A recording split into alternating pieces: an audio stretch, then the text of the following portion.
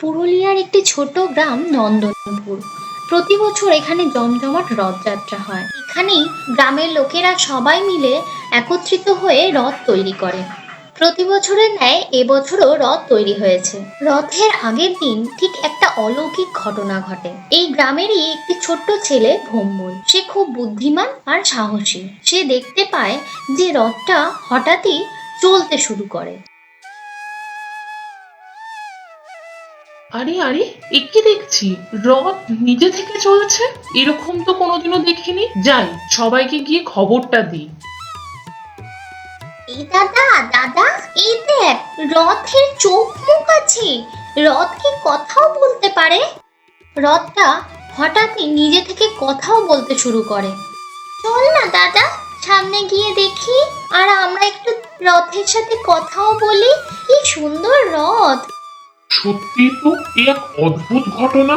এত বছর এখানে রথ তৈরি হচ্ছে, কোনোদিনও তো এরকম দেখিনি যে রথ নিজে নিজেই এইভাবে চলে, আবার কথা বলে।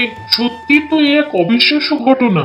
কিন্তু তখনই চলি যখন কেউ মন থেকে আনন্দ করে আমায় ডাকে।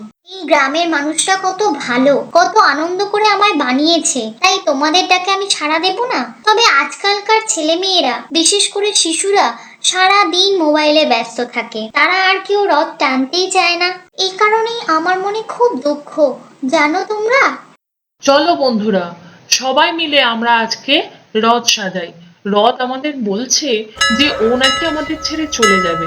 রথ যদি চলে যায় তাহলে আমরা কি করে আনন্দ করব? আমাদের তো আনন্দটাই আর থাকবে না। চলো আমরা সবাই মিলে মজা করি, মোবাইল খেলা পরে হবে।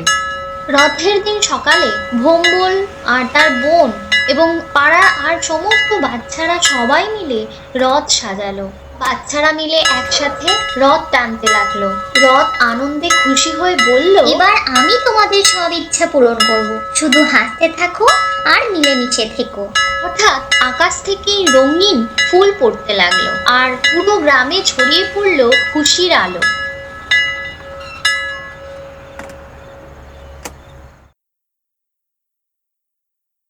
ঐতিহ্যকে ভালোবেসে সবাই একসাথে আনন্দ করলে তবেই উৎসবের সত্যি মানে বোঝা যায়।